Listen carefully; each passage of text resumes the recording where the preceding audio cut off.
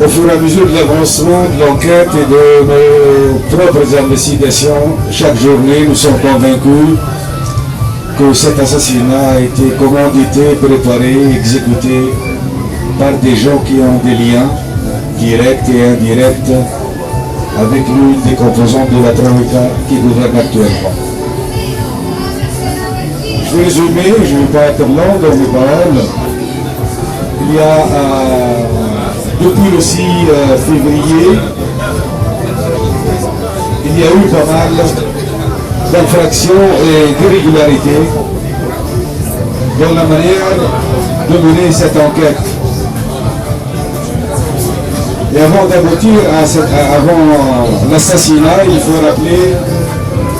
que l'assassinat de Chokri a été l'aboutissement d'un processus de violence engagé et toléré par Ennahda.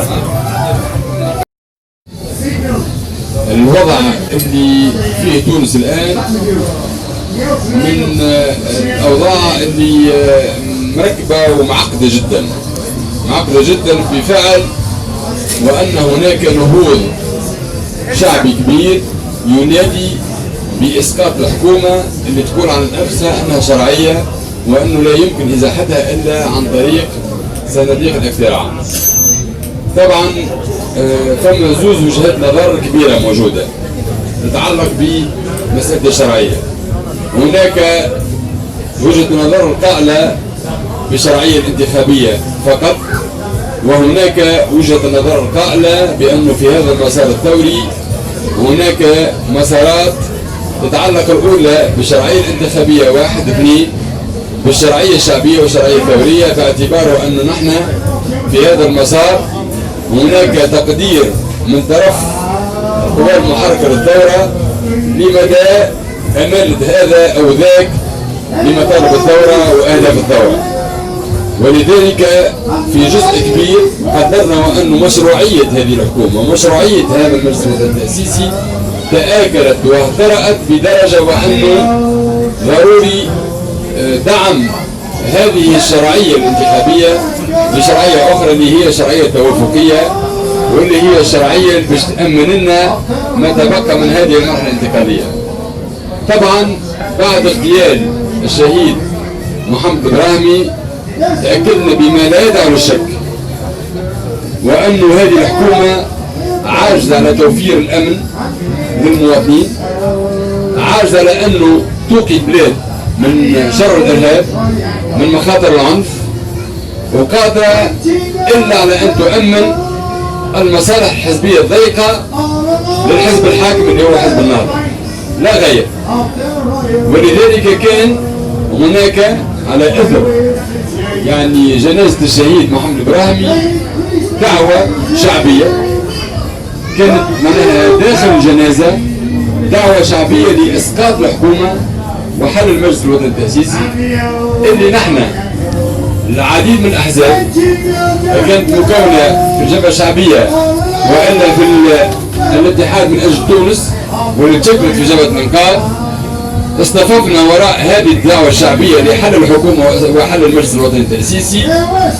وكنا النواب قمنا بحركة ريادية في انسحاب مجموعة من النواب كان العدد نتاعهم 42 في المرحلة الأولى، وتوسع العدد لا باش يوصل إلى أكثر من 60 نائب معبرين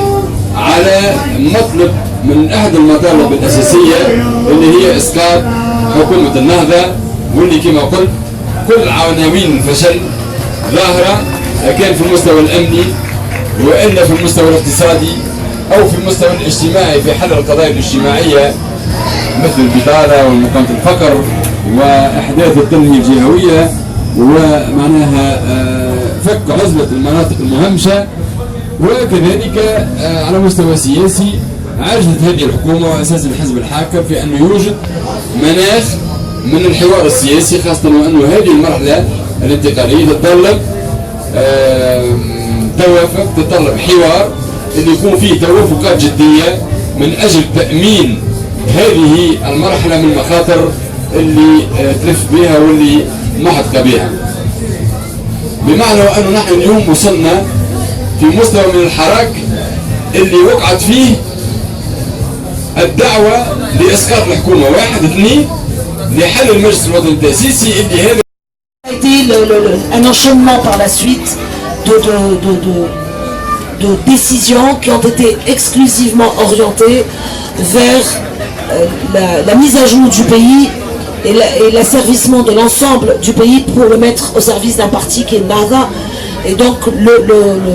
ramener la pensée unique et le parti unique un peu au pouvoir et instaurer d'autres règles que celles qui étaient attendues, que celles qui étaient rêvées. Et donc la première confiscation a eu lieu à ce moment-là, et à partir de là, on a enchaîné les crises. Ce pouvoir en place a été à l'origine de plusieurs crimes. Et j'ai pas peur d'utiliser ce terme crime, parce que le premier crime, quand le citoyen tunisien est menacé dans sa sécurité au quotidien, quand un pouvoir en place n'est pas en capacité de sécuriser ses citoyens et de leur garantir un minimum, il se retire et il laisse d'autres faire. Il a refusé de se retirer, il a même été plus loin, puisqu'il a été lui-même à l'origine de l'impunité qui s'est instaurée face à la violence et aux agressions. Je vous rappelle que Nagr a été lynché par les milices dont un grand nombre font partie du parti de Nahda. Il a été lynché dans une ville, et jusqu'à maintenant,